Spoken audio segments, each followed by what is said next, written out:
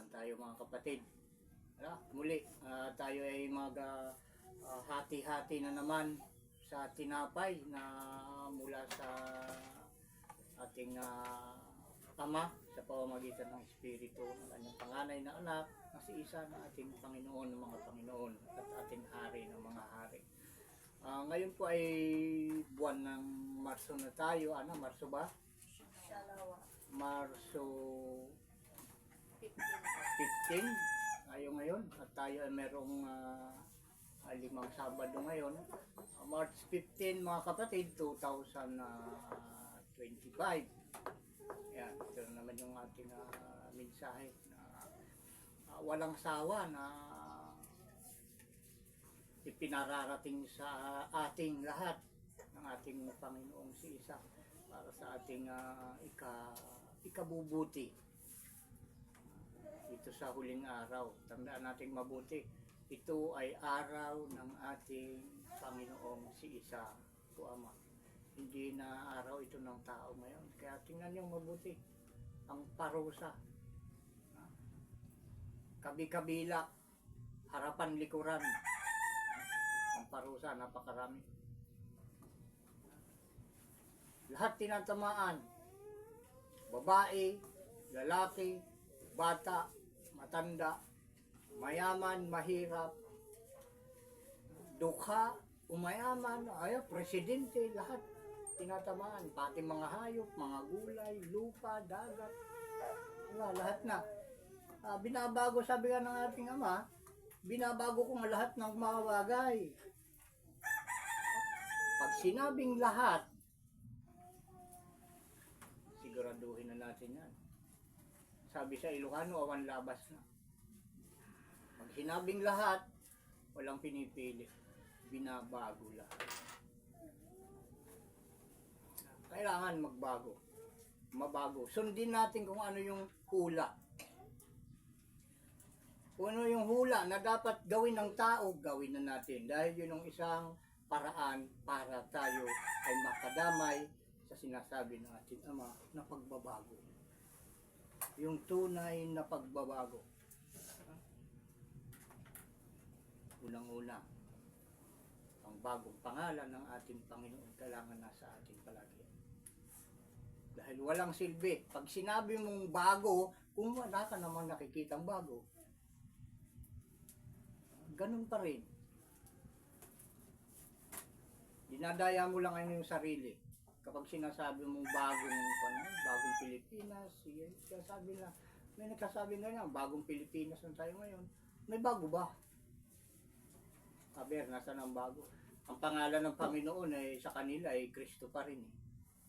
Nasaan doon ang bago?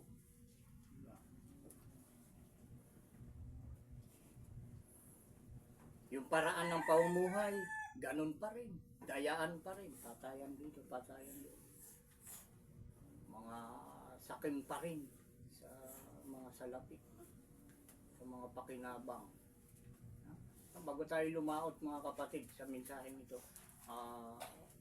tagapin muna natin ang basbas ng ating Ama dahil ito ay siya may bibigay daan para sa o-open ng ating pakikinig mga kapatid. Saan mo kayo naroroon, ano man ang inyong katayuan sa buhay, ano man ang inyong kulay mga kapatid, ano man ang inyong itsura. Ang importante, ikaw ay nakikinig, marunong kang makinig at umunawa.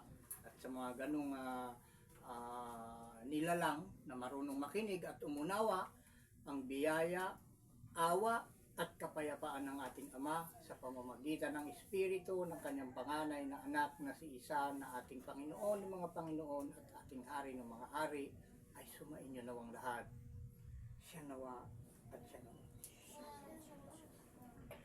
At ngayon mga kapatid, tayo maghandog ng isang awit ng paghingi ng tawad sa ating Panginoong si Isa o Ama. Handog na natin.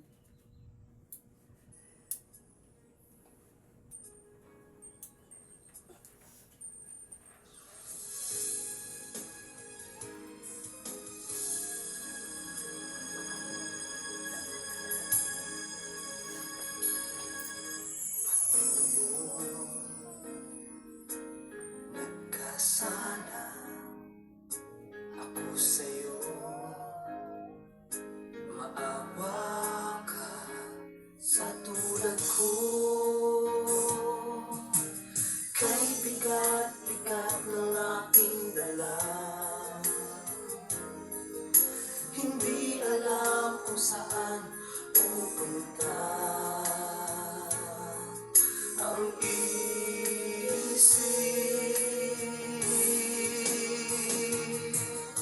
Dalangin ko'y iyong sanang tugunin, kahit ako'y nagkasala sa'yo. Patawarin mo ako.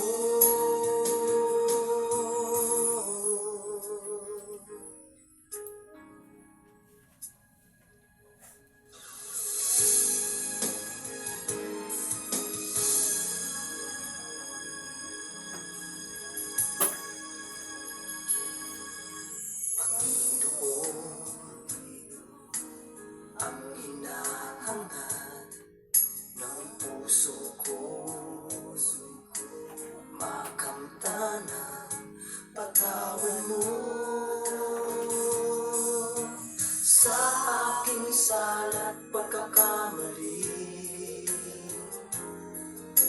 nagdulot ng hiya at pasakit sa akin. Umaamin, nagsisisi ako. Ayaw ko na magkasala sa'yo. Patawarin mo ako.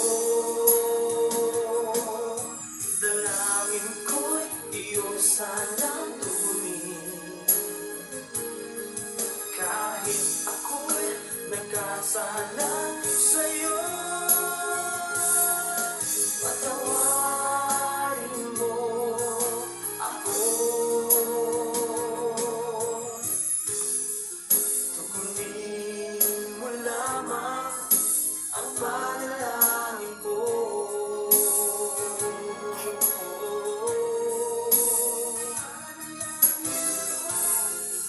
Ang lahat ng kasalanan ko'y patatawarin mo.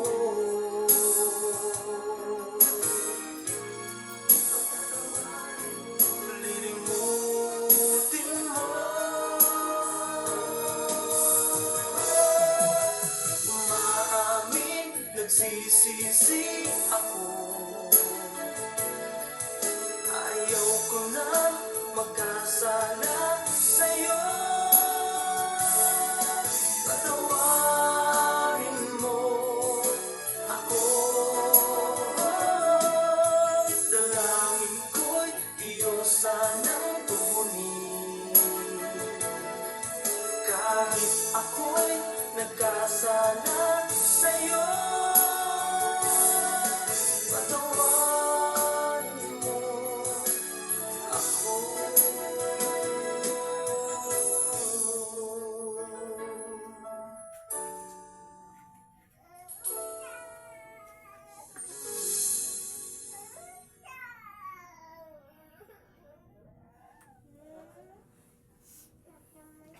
Ayan mga kapatid, yung ating handog na awit sa ating Panginoong si Tao Ama. Awit na may panalangin na kinakailangan natin parating gawin yan dahil yung paggawa nga ng kasalanan, lalo ngayong panahon ngayon na kasalukuyan, may mga kasalanan na sinasadya at kasalanang hindi sinasadya. Ngayon mga kapatid, alam naman natin dito sa panahon ngayon kasalukuyan na yung mga nakaraan na mga ibinahagi namin sa inyo na mga mensahe na sinasabi doon na tayo ay nasa panahon na mapanganib. Panahon mapanganib dahil ang mga tao ay nagiging maibigin sa salapi. Mandaraya, mga mamamatay tao. Okay lang sana kung mga pangkaraniwang tao lang ang gumagawa ng ganun. Mga kaguluhan na yan, simula ng mga kaguluhan.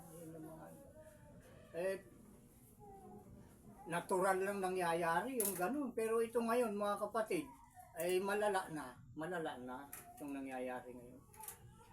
Hindi lang talagang malala, uli napakalala. Kaya ito na, nasa ano na tayo talaga sa kaliwanagan na ito na nga yung huling araw na panahon ng mga panganib. Tao'y maibigin sa salapi. Gaya nabanggit natin ng mga nakaraang natin na binigay sa inyong mga mensahe. Yung pa ng mga ating mga pangulo ang nakakakitaan natin ng ganitong mga pangyayari o gawain ginaganap nila. Sisipag-away dahil sa kung ano mga pundo-pundo na yan, presidente at vice presidente. Ayan ay talagang may kaugnayan sa hula sa banal na kasulatan. At ngayon nga, itong kasalukuyang araw na ito, at kagabi ata, alas 9 ng gabi, yun, di ba, no? Lilitisin na ata si dating Pangulong Rodrigo Duterte, hinuli ng ICC. Yung Interpol ang humuli. Kung tayo nanonood ng mga balita at nakikinig,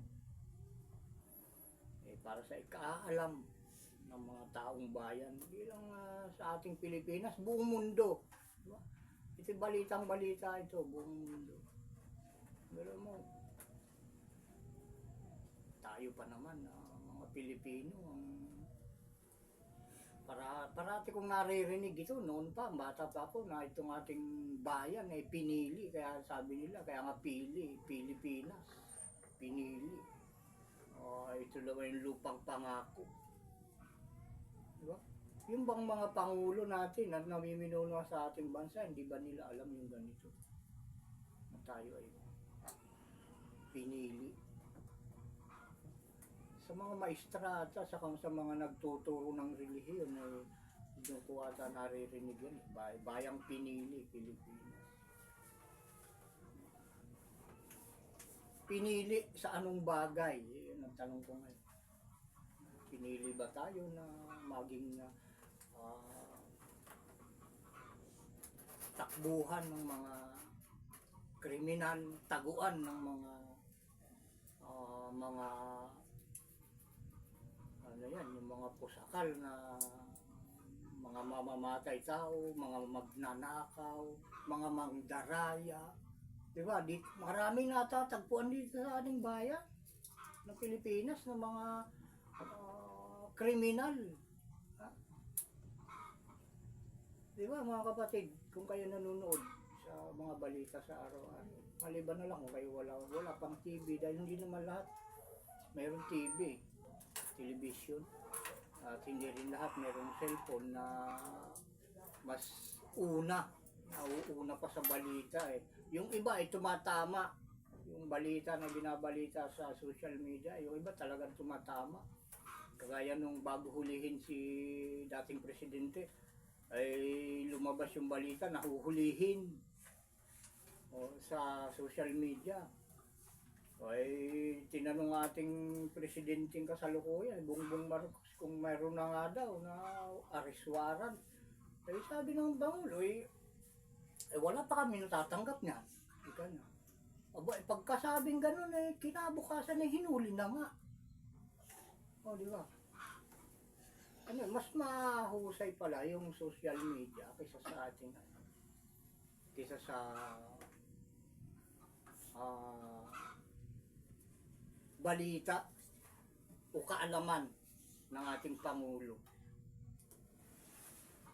Kaya lumalabas, sabi ng ating Vicente, wala siya nalalaman. Dahil sinabi nga niya na wala silang natatanggap. So, ibig sabihin, yung walang mga desisyon ng mga kapulisan na hindi niya alam. Diba? May sariling desisyon sila. Yung mga kapulisan na yan, na nanghuli. Hindi alam ng presidente yung panghuhuli. Dahil sa pagkaalam ko kasi, sa aking naririnig na balita, under ng ang tawag dyan, Interpol, lahat ng batas. Ay inutusan ng Interpol na hulihin si Paulong Duterte, kahit hindi alam pala ng presidente. Pwede pala yung ganun. Pwedeng panghimasukan ng Interpol ang lahat ng bansa. Under ng Interpol pala. Yung pagkaalam ko, dahil ayon sa salita ng ating presidenteng si Bongbong ay ganun eh. Ibig sabihin, hindi niya saklaw, pwedeng maglabas-masok dito ang Interpol na hindi nila nalalaman. Pwede nilang utusan yung mga kapulisan natin nang hindi ayon sa pahintulot ng ating presidente. Ganun yung labas nun, di ba mga kapatid? Ay, sa aking pananaw at aking pangunawa sa mga balita na aking narinig, ganun yung nangyayari. Hindi naman sa pinapanigan ko ang ating ating dating presidente na si Duterte.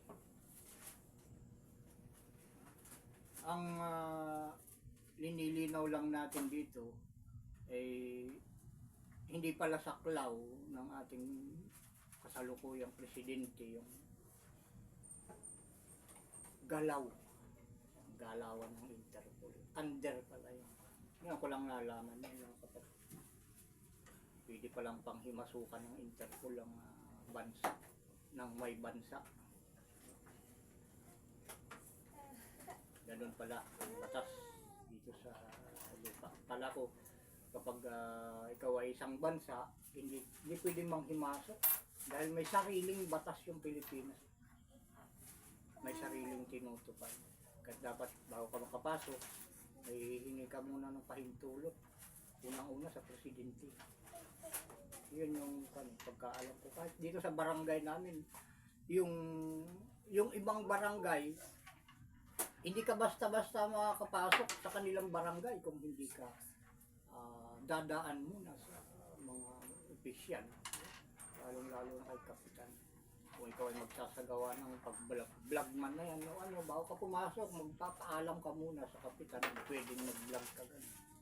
Kaya ay meron kang bibilihin kung sa isang lugar. Ganun yung pagkaalam ko sa pero ngayon, atin ang may karagdagan tayong kaalaman natutunan sa mga nangyari ngayon. Meron palang grupo na gano'n na pwede na lang basta-basta pumasok nang hindi nalalaman ng leader ng isang lugar. Meron palang gano'n.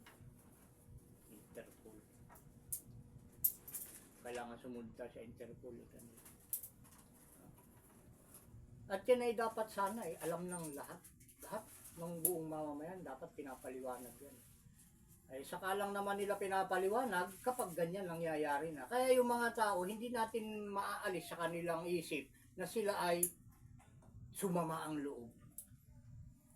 Bakit nangyayari yung ganun? Dahil hindi alam ng taong bayan na ganun, may ganun pala. Kaya nagugulat yung iba, kaya yun na naman, nagsisimula na naman yung kaguluhan sa ganun. Dahil nasusurprise ang mga taong bayan sa ganung pangyayari. Diba? Ay nagtiwala ka sa presidente na walang ganun, walang ganito, maya-maya meron pala. Diba? Sino ang hindi sasama ng loob sa ganun? Ay ngayon ka magpapaliwanag, ay tapos na, nangyari na. Na ganun pala, ganito. Ay hindi alam ng taong bayan na may ganun. Kaya dapat lahat sana ng batas, hindi lang yung abogado nakakaalam, mga kapatid. Kailangan ipapaliwanag lalo yung mga ganyan na mga masisilang bagay, kailangan alam din. Diyan nagkakaroon ng kasalanan yung karamihan, di ba? Dahil sa hindi pagkakaalam ng batas, nakakagawa ng kasalanan yung isang tao sa hindi pagkakaalam ng mga tamang gawain, hindi pinapaliwanag. Dapat tinuturo din yan kahit sa eskwelahan sa mga 50% na gano'n. Paunawa, ito 50% lang nakaalaman. Kung gusto niyo pang madagdagan, lumapit kayo sa mga abogado. Kan kasi, yung kasing mga may pinag-aralan, hindi naman sa ano, dahil kaya kayo nag-aaral, pinagpaguran nyo yan eh. Kinagastusan nyo yan eh. Pinaggastusan, pinagpuyatan, pinaghirapan para marating nyo yung aral na yan. At yun nga, narating na ninyo. Ngayon, yung aral na yun, para sa amin na hindi nakarating ng kagaya ng aral ninyo,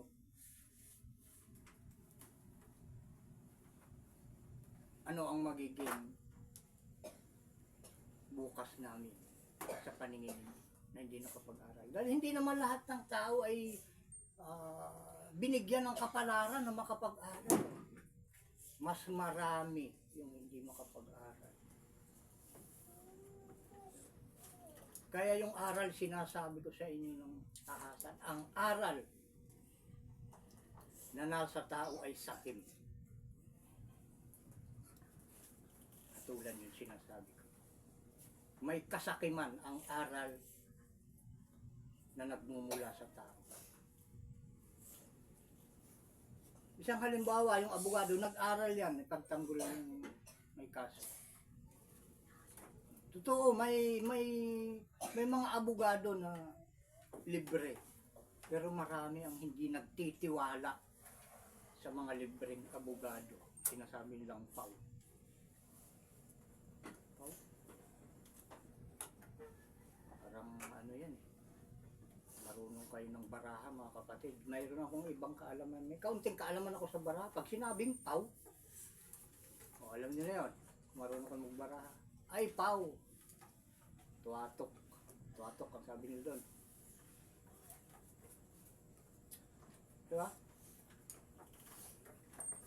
Pero abogado, pau, ang ibig sabihin ng kasi nung pau ay ano ba yun? Tawag doon. Public Attorney's Office. Ayan, Pilipino tayo, English pala yung ibig sabihin ng pau. Public Attorney's Office.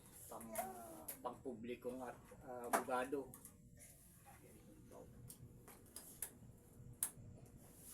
Pero maraming batas o kaso ng abogado ng pau na ano, talagang napapaw. Alam niyo ibig sabihin ng pau? Mga kapatid, natatawa lang ako dahil pau nga. Pau, ibig sabihin eh, ano, kumbaga sa ano, suhi, baliktad. Kung parparan sana yung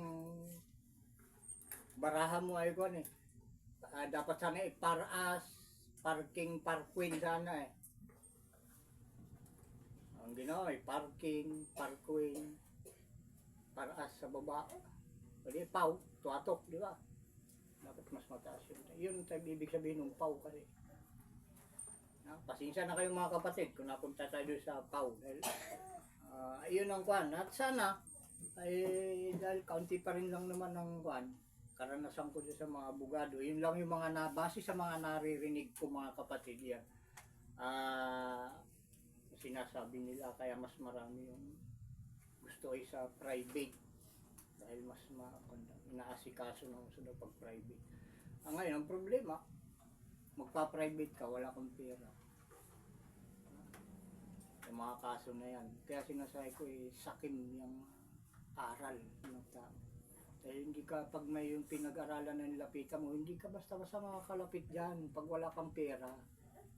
Kailangan may pera kang dala-dala pag lalapit ka sa mga pinag-aralan. Pera. Para makasama mo may mga pinag-aralan. Pera. Ang dalahin mo. Paano ngayon yung dukha? Mga walang pera, kamuting kahoy lang yung laman ng bahay. Kamuting baging. Yun lang yung kanilang pagkain sa araw-araw. Kaya payo lang natin sa ating mga kagayang dukha. Iwasan na lang natin ang huwag gumawa ng masama. Lalong-lalo na sa paningin ng ating ama. Ang problema naman kasi natin,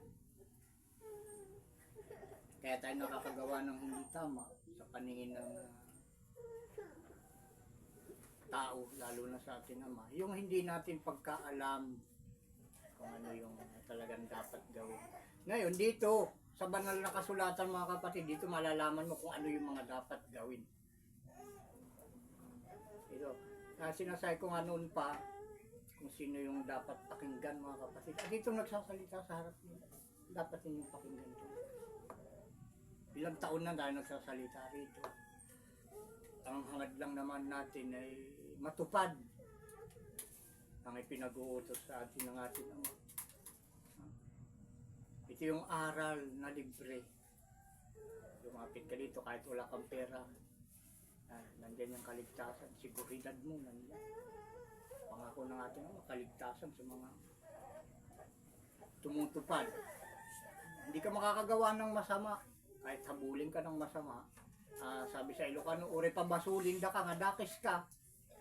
Kahit ituro kanila na masama ka, hindi sila magwawagi mga kapatid. Hanggang sa maubos lang sila na nagtuturo na ikaw ay masamang tao.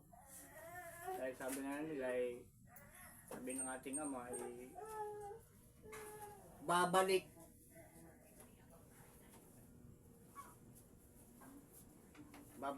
sa iyong sariling ulo kung ano ang iyong ginawa. Pag hindi tama ang iyong ginawa,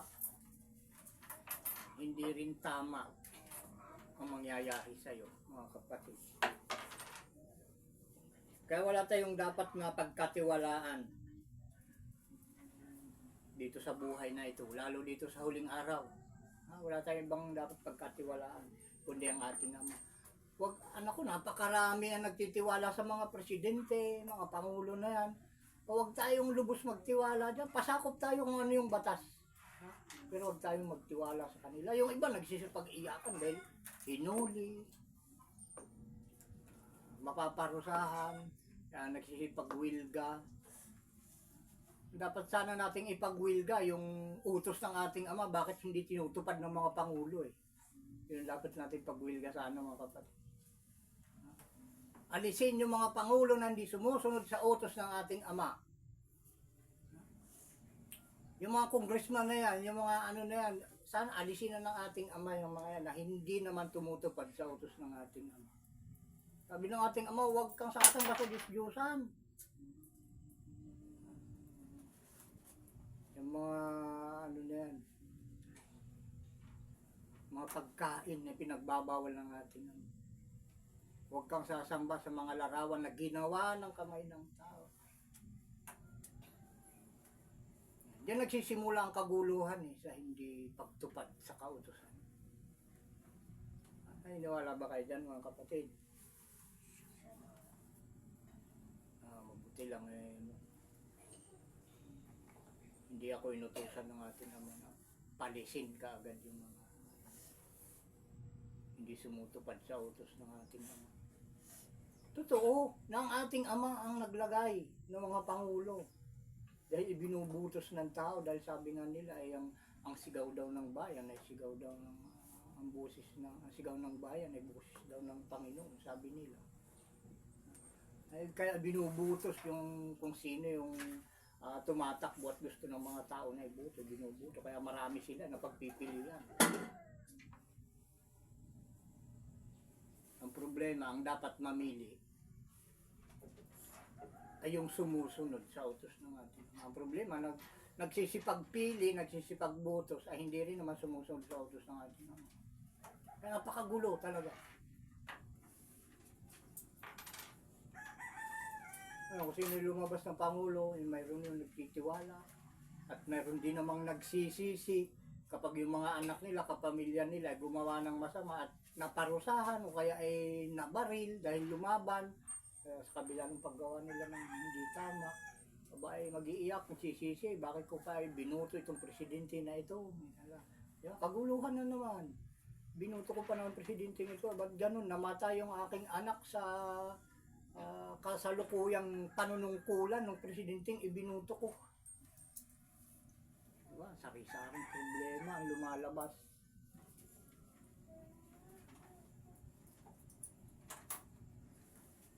Ngayon, ito ang ating dapat gawin ngayon, mga kapatid, dahil hindi naman talaga dapat tayong magtiwala ng lubusan sa mga pangulo. Yung ating mababasa sa ano, sa mga awit 118. Awit 118, 118 mga kapatid. 118, 8 hanggang 9. Ito nyo. 118, 8 hanggang 9.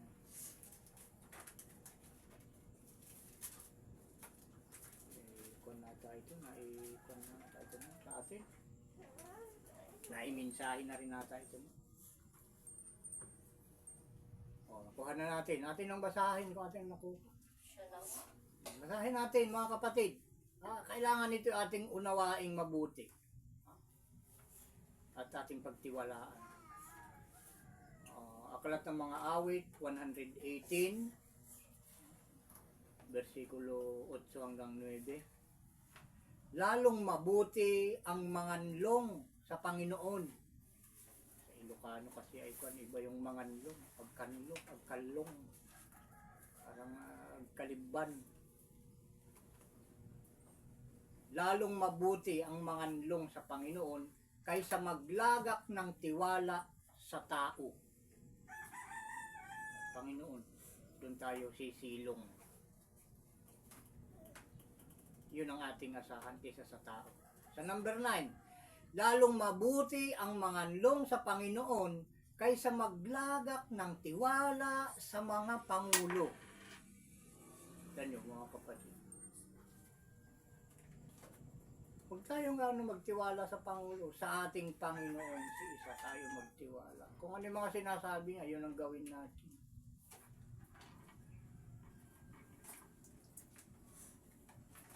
Kagaya nung nabanggit natin kanina, sabi ng ating presidente, wala silang natanggap na notice para hulihin si Vice President. Vice ba yun? Ang tawag doon? Dating Pangulo, ex-president pala, pasensya na mga kapatid, Vice President ay yung anak pala niya. Yung ex-president natin na si Digong, wala daw siya natanggap ang notice. Kinabukasan na huli. Ngayon, marami nagtiwala, kaya sabi nila, trinahidor daw. Trinahidor daw si ex-president. Nagtiwala nga na walang natanggap. Ang katotohanan pala nasa isip lamang. Nasa isip lamang yung katotohanan. Wala doon sa salita. Kailangan kung ano nasa isip mo, yun yung sasalitain mo. Ay, yung pangdadaya ay hindi nawawala yan. Siyempre kung nabanggit na meron na nga, ay baka maghanda yun, magtago o ewan ko na kung anong laman ng isipan natin mga kapatid, kayong mga nakikinig. Kung nalaman niya na meron ng arrest warrant, ano sa tansya no? Sa tansya ninyo ang gagawin ng dating Vice President, ex-president, dating Pangulo na ex-president ngayon na nahuli-huli na nga. Ito yung mga ito yung mga napapanahong usapin mga kapatid. Dahil hindi pwedeng hindi tayo lumahok. Dahil tayo ay tawag doon sa English, democracy. Democracy is freedom ba? Tawag doon? Demokrasya tayo. Lahat tayo dapat may pakialam. May pakialam tayo. Dapat makialam tayo sa mga nangyayari. Lalo't ang nagsasalita sa inyong harapan mga kapatid na maliit ninyong lingkod ay sinugo ng ating Ama. Ay kung kapakanan ng mamamayan ang hinahangad ng mga pangulo ng bawat bayan, ay ganun din ako mga kapatid. At higit pa, buong sanglibutan ang hinahangad kong kapakanan. buong sanglibutan, mga kapatid. Gusto ng ating Ama, kahit isa ay walang mapahamak. Kaya nandito tayo ngayon, nagsasalita sa inyong harapan, mga kapatid. Ayaw ng ating Ama na kahit isa sana ay may mapahamak. At paano mangyayari yun? Yan ang tanong ngayon. Paano mangyayari yun? Ay yung ating yung itinayo ng ating Ama na si Vice President, Presidente noon, ay ngayon ay nasa balag na siya ng alanganin. Biruin mo, yung paglilitis pa lang sa kanya, 8 o kaya ay hanggang 10 taon. Paglilitis lang yun kung tama yung aking pagkarinig, pero gano'n yung pagkarinig ko, mga kapatid. 8 o hanggang 10 taon yung paglilitis. Paglilitis pa lang yun. Ay ilan ang edad ni ex-president, mga kapatid? Kasi nakakaalam sa atin dito. Nasa 80 na po. Mga 80 plus na ata. Ay kung 10 ay 90. Pagka 10 taon yung paglilitis, 90 na.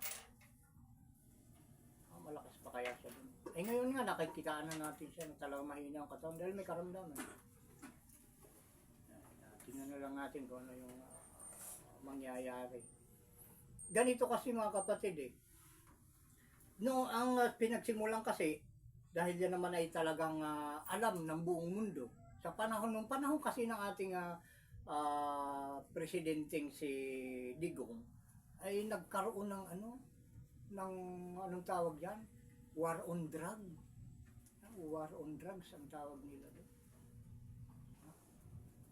Laban, kaguluhan o digmaan sa droga. May nangamatay mga pulis din dahil lumaban ng laban yung iba Hindi ko lang matandaan kung ilang mga pulis yun namatay dahil sa war on drug na yan. Marami din, mga kapatid. At higit na marami yung mamamayan na ayon sa balita ay talagang nasa watchlist. Watchlist ba yung tawag? Nakalista na gumagamit. Maraming namatay, pinatay. Ngayon, mga kapatid, ano ba yung batas ng ating Ama sa mga pumapatay? Dahil yung batas ng tao ang sinusunod natin yung batas ng ating Ama ay wala Alamin natin kung ano yung batas ng ating Ama tungkol sa mga pagpatay. Dahil siya, pinag-uutos niya huwag kang papatay, di ba? Utos niya huwag kang papatay. Dahil kahit hindi ka nagnanakaw, kapag ikaw ay pumapatay, mas masahol ka pa sa magnanakaw.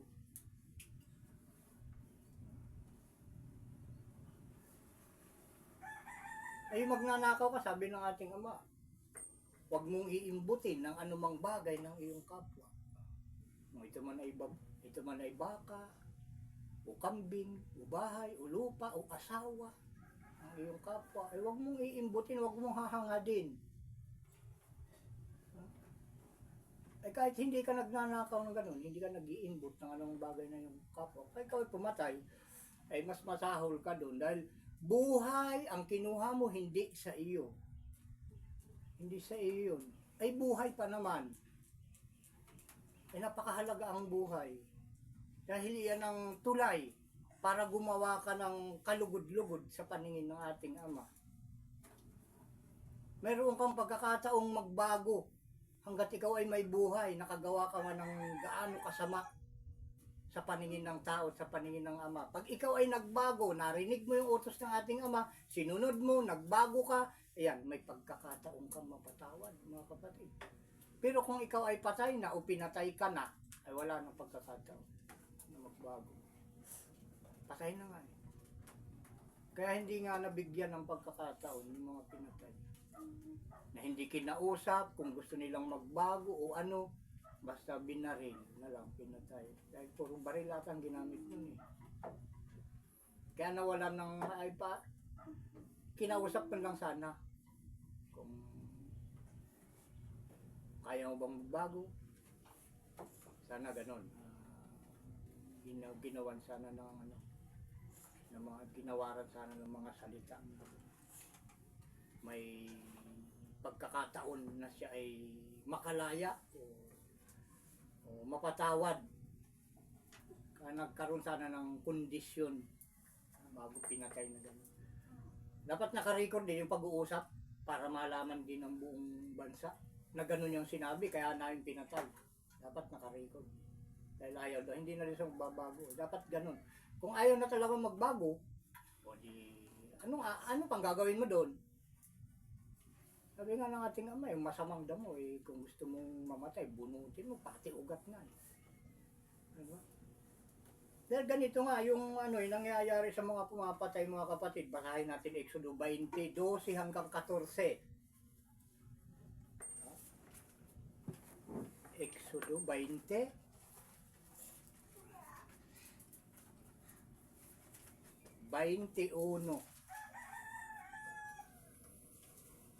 21, 12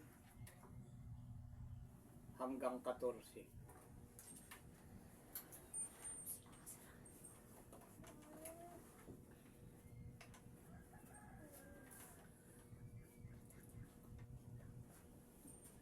Kita niyo mga kapatid, utos ng ating ama, kailangan nasa tao rin ito. Kailangan nasa listahan ito ng batas ng tao, mga kapatid. Dahil ito yung batas ng ating ama. Lumikha sa atin ito eh. Kaya tayo ay naging ganito dahil sa kanya. At obligasyon natin na tumupad sa utos niya dahil tayo nilikha lamang niya, mga kapatid. Sana naunawaan niyo ito, kayo mga nakikinig. Basahin natin. Ang pamagat, Mga utos tungkol sa mga pananakit. o kita nyo, utos, mga utos.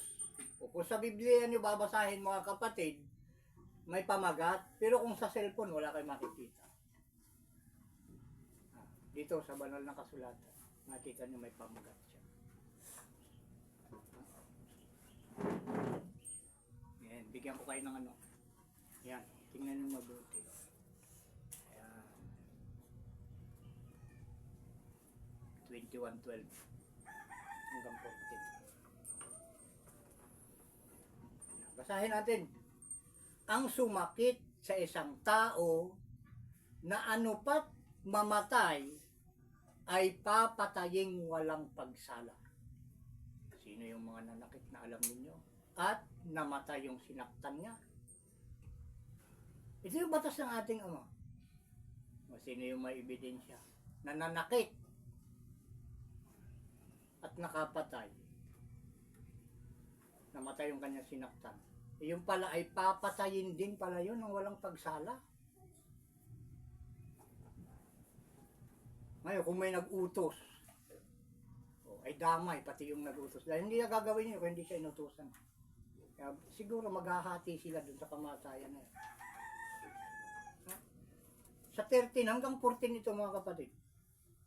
At kung hindi sinasadya ng isang tao, kundi Diyos ang naghulog sa kanyang kamay, ay lalaanan kita ng isang dako na kanyang tatakasan.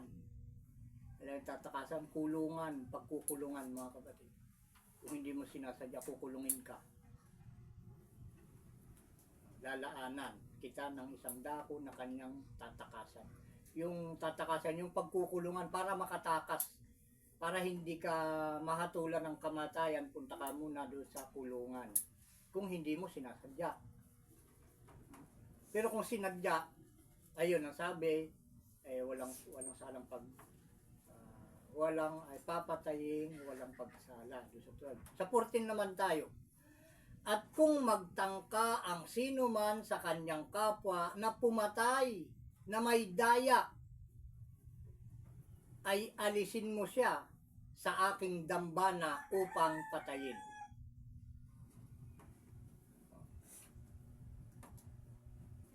Naunawaan nyo mga kapatid? Kung sino man ang magtangka sa kanyang kapwa na pumatay, na may daya.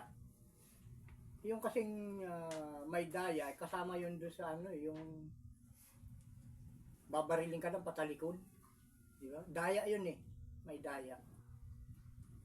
Patrahidor. Pag sinabing trahidor, dinaya, pangdadaya. Pag sa likod ka tinamaan, ay patrahidor yun. O kaya sa tagiliran. Dahil hindi harap. Yung kasing legal, harap-harapan. Eh, marami daw binaril sa likuran. Sa likod yung tama. Yun yung pumatay na may daya. Alisin mo sa aking dambana upang patayin. Sino ang tinutumbok nitong mga talata na ito, mga kapatid? Yung mga mamamatay ay dapat ding patayin. Yun yung nakasulat, mga kapatid.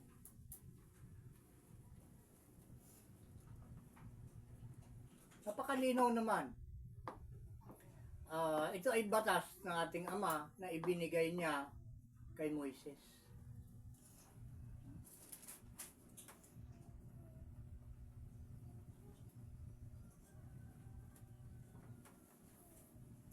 Napakarami. Kung ito natin babasahin lahat. Kaya na lang magtuloy hanggang 36. Kung gusto nyo ituloy basahin. Ito yung mga batas. Ito yung binabanggit lang natin tungkol sa pagpatay. Dahil iyon yung naging atraso ni Vice President. Mga patayan. Buti nga, lilitisin pa siya. Pero kung ang batas ng Ama ang gagamitin ng ICC dito, ay kailangan na siyang patayin. Dahil inaamin niya siya ay founder o leader ng DIT Squad sa parties na yan ng Mindanao. Inamin niya, naririnig natin doon sa mga balita. Kaya yung pagtitiwala, huwag nating ilagak sa mga pangulo na yan. Higit nating pagtiwalaan yung mga salita ng ating, yung kanyang mga utos.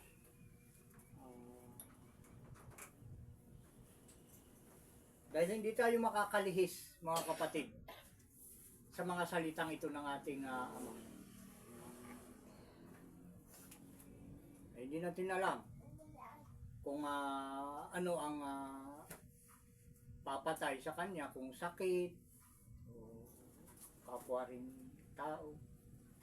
Dahil may lumalabas na balita kagabi na wala daw si Pangulong dating presidente dun sa ICC.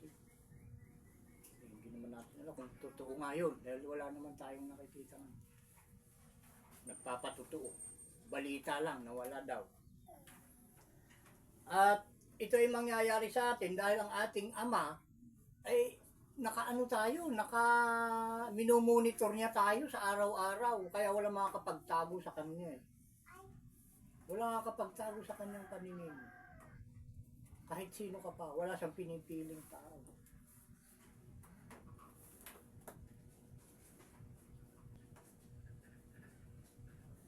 Basahin natin sa Ecclesiastes o mga ngaral 5:8, mga kapatid.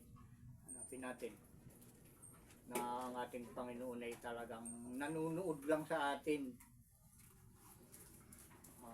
Ecclesiastes 5:8.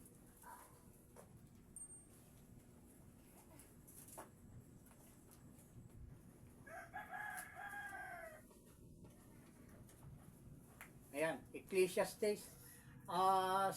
Sa cellphone, mga kapatid ko, mga ngaral ata kung di ako nagkakamali.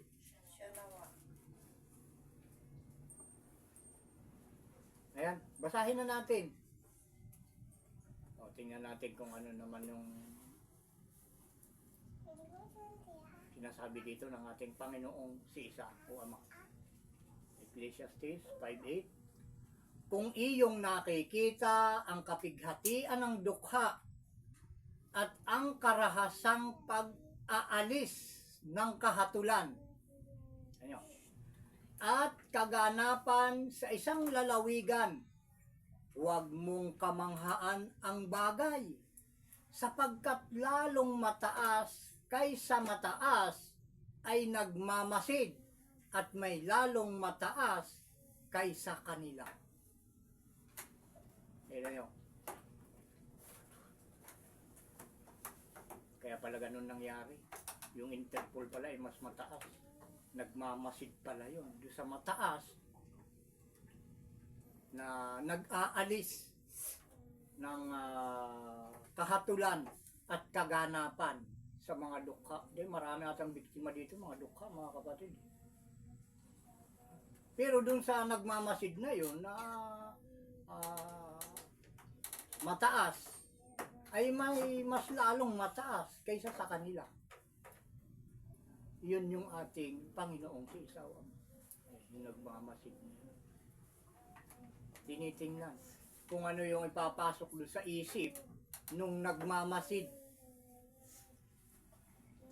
doon sa mga matataas na yon, na mas mataas doon sa kanilang minamasdan.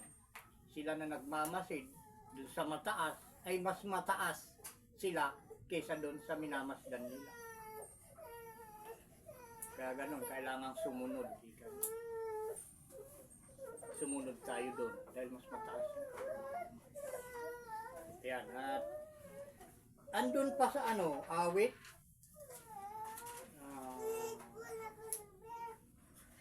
12:1 hanggang 8.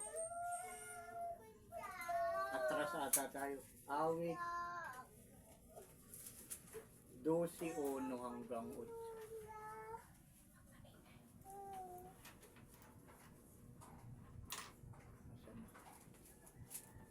Awit 12:1.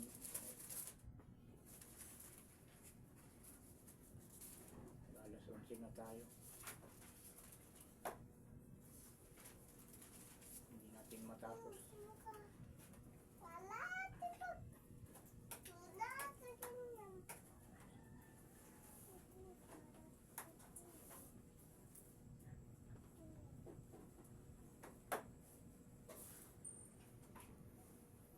Ito yung mga kailangan natin gawin na lamang.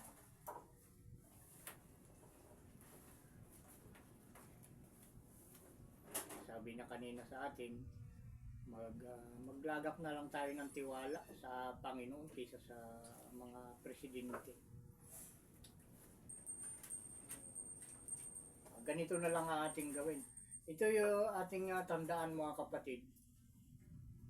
Ito na sa mga aklat ng mga awit, dahil sa lahat nga ng mga talata dito sa banal na kasulatan, itong aklat ng mga awit, nandito yung sabi sa Ilocano, mabang-aran ka, diba? Sa ating bayang Pilipinas, napakaganda pakinggan ng mga awit, mga kanta, lalo na mga kahulugan. At lahat naman ng kanta ay merong tinutumbok, may kahulugan talaga. Lahat ng kanta may kasaysayan. Kaya itong awit na ito ay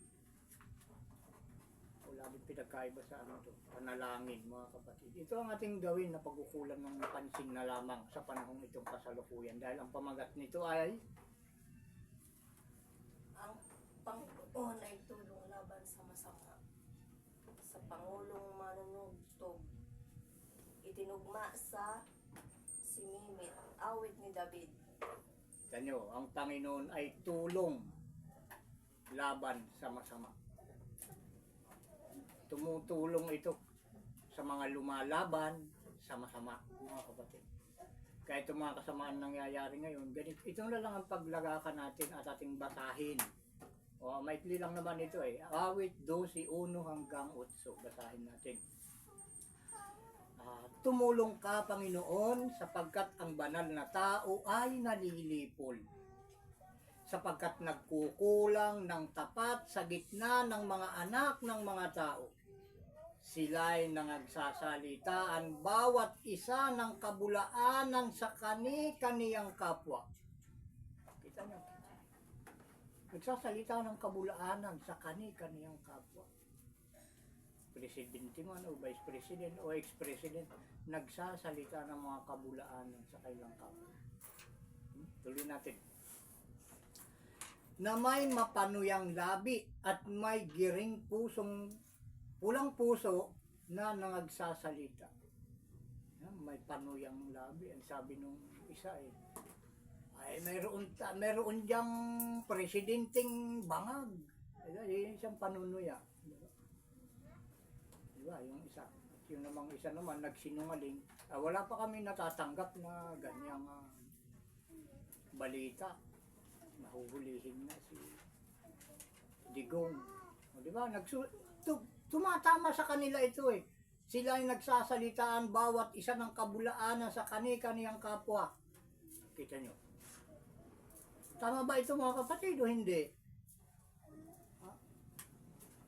Nagsisinungalingan at tayo ang tinatamaan, tayo mga ordinaryong mga pagmamalasakit natin yung presidente, yung ex-president, yung vice-president. Di ba? Ay nangangako na tayo dito Nahihilo na tayo dito sa nangyayaring ito. Tuloy lang natin. Number 3. Ihihiwalay ng Panginoon ang lahat na mapanuyang labi. Kayo mga may mga katungkulan na nakikinig, pag-aralan yung mabuti ito. Unawain ninyo. Dahil lahat ng mga binabasa natin ito dito sa banal na kasulatan, tumatama sa ating sarili. Sahin natin mabuti. Ang dila na nagsasalita ng mga dakilang bagay na nagsasabi sa pamamagitan ng aming dila ay magsisipanaig kami. Yun yung inaasahan nila. Dahil pari-parihas sila, mga attorney. Di ba? Bago ka maging presidente, kailangan maging attorney ka muna. Ang aming mga labi ay aming sarili. Ayun. Sino ang Panginoon sa amin? Dahil sa pagsamsam sa dukha, dahil sa buntong hininga ng mapagkailangan, titindig nga ako, sabi ng Panginoon. Kita mo, kaya kadami ngayong nagbubuntong hininga na lamang dahil sa mga nararanasan ng mga nangyayari sa lipunan. Nagsisimula sa may mga pinakamataas na katungkulan, mga kapatid. Ang kaguluhan ngayon. Diba?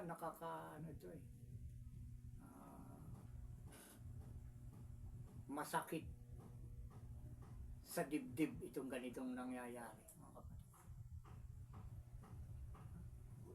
Dahil itong ating bayang Pilipinas, mayroon tayo ditong isang tinatawag na magulang dito sa ating bayang Pilipinas, bansang Pilipinas. Ang pinakamagulang natin dito ang ating presidente.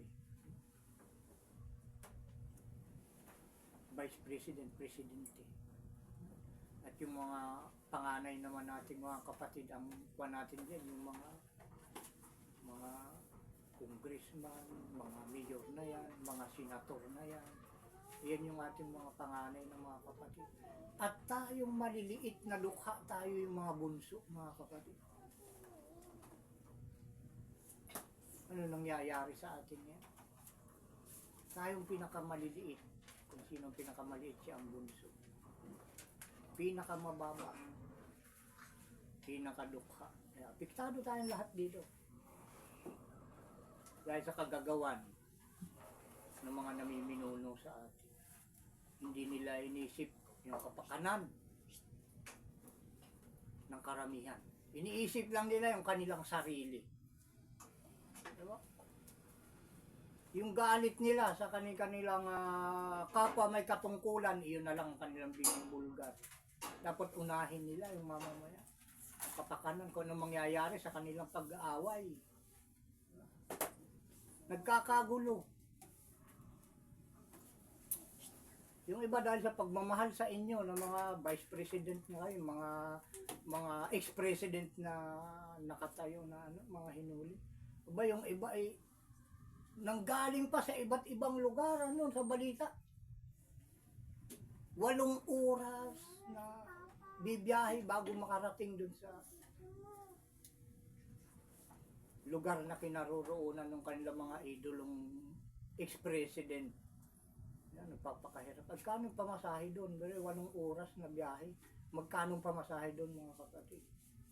Eh sa hirap ng buhay ngayon, idadagdag mo pa yung pamasahe na yun. Maka-attend lang sa mga kaganapan na nangyayari sa inyo ng mga pangulo, namiminuno ng bansa. Di ba yung epekto niyan sa taong bayan? Hindi nyo na iniisip. Makahirap ng buhay, dinadagdagan nyo pa ng konsumisyon. Kaya mag-ingat na lang kayo dahil ang parusa ng ating Ama nakaamba sa mga gumagawa ng masama. Tuloy natin. Saan tayo? Sa ika-6. Ika-6 na ba? Ilalagay ko siya sa kaligtasang kanyang pinagmimithian. Ayan, yung kaligtasan yung dahil dun sa mga dahil sa pagsamsam sa dukha, dahil sa buntong hininga ng mapagkailangan, titindig ako, sabi ng Panginoon. Ilalagay ko siya sa kaligtasang kanyang pinagmimithian. Yung mga nagsisipag buntong hininga, na yan, kagaya ng nabanggit natin. Yung kaligtasan na ating minimithi na ang akala natin ay maibibigay ng ating mga pangulo. Diba? Ay ating natatanaw ngayon na parang kapahamakan eh. Diba? Kapahamakan na ata ang maibibigay, hindi kaligtasan. Kaya ang ating Panginoon na si Isa ang magbibigay ngayon sa atin. Tayong mga dukha na ngayon ay nagbubuntong hininga dahil sa mga masamang nangyayari ngayon na nagmumula sa ating mga pangulo, mga kapatid, na ating mga ibinuto. Sana maunawaan nyo ito.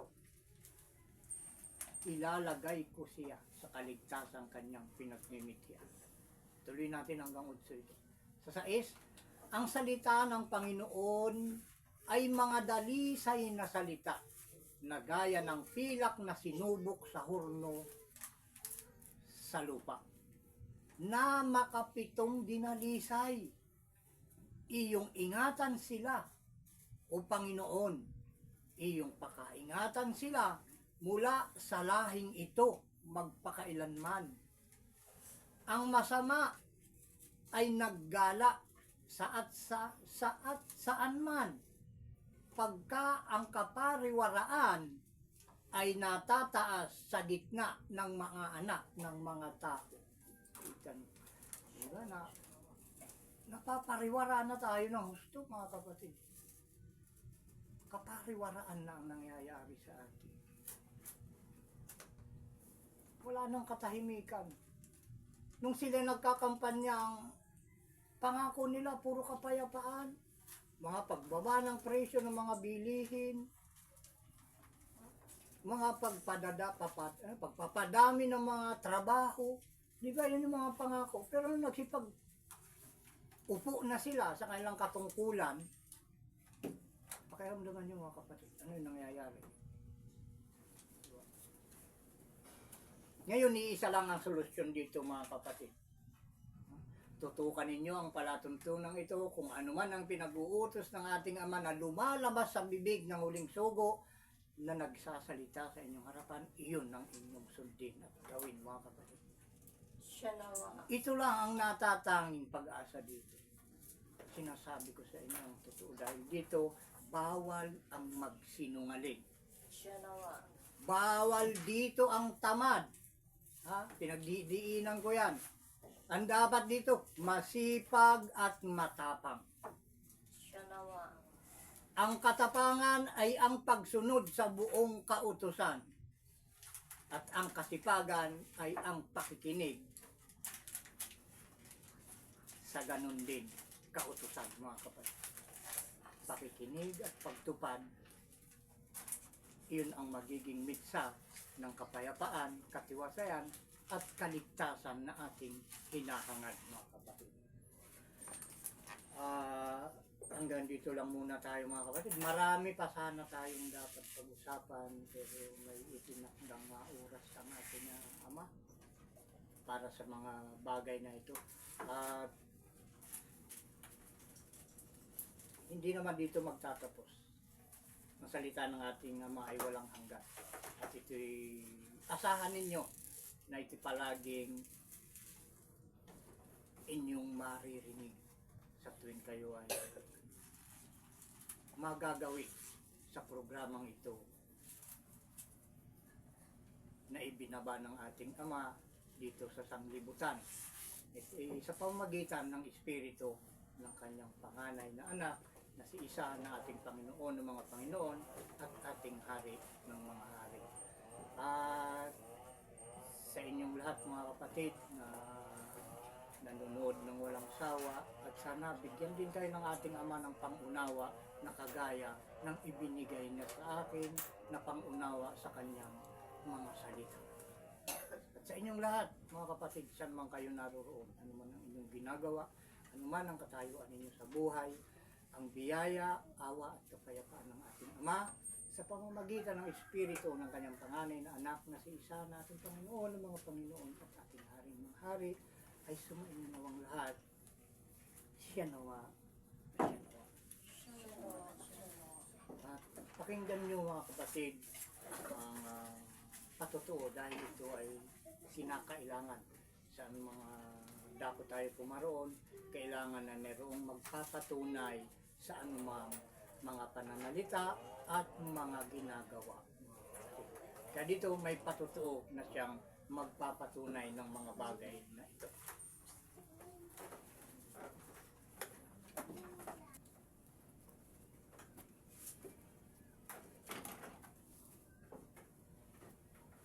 Sabay-sabay po tayo, taas natin ang ating kamay. Kami po ay nagpapaloob at sumasaksi na ang lahat ng mga salita na inyong narinig ay pawang katotohanan at pawang galing sa banal na kasulatan na mula sa bibig ng Sama ng Panginoon na si Isa na anak ng tao Ay ganda na sinugo ngayong ng huling araw. buhay ko, Na ang mga salitang lumabas sa kanyang bibig mula ng na aking sinugo ng ating Ama alaga, na ating ay lumikha sa lungkot ng nakaraan, ngayon naging masaya. Siya nawa. Salamat po, Panginoon, ang tulad ko'y inibig mo, nilinis at inako mo lahat ng sala ko. Hindi ko kayang magayan ang iyong pagmamahal sa tulad kong dukha lamang, O Panginoon. Panginoon, gamitin mo ang buhay kong hiram ko sa'yo bilang ganti sa kabutihan mo na aking natamo.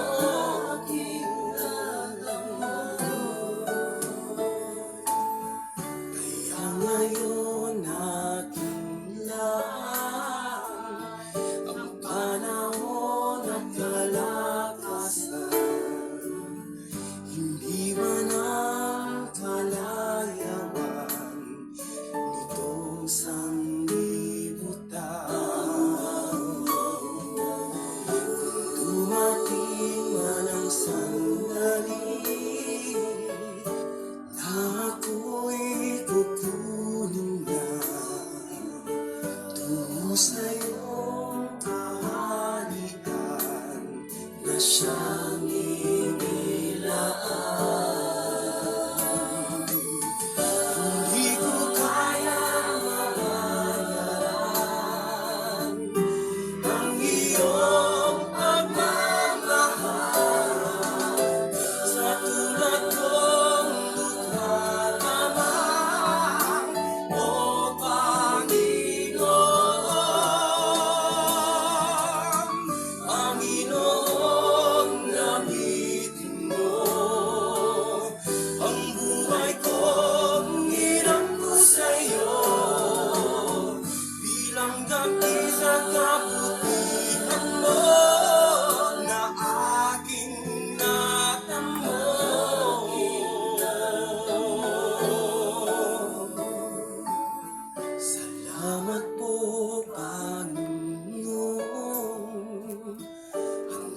Kahit ko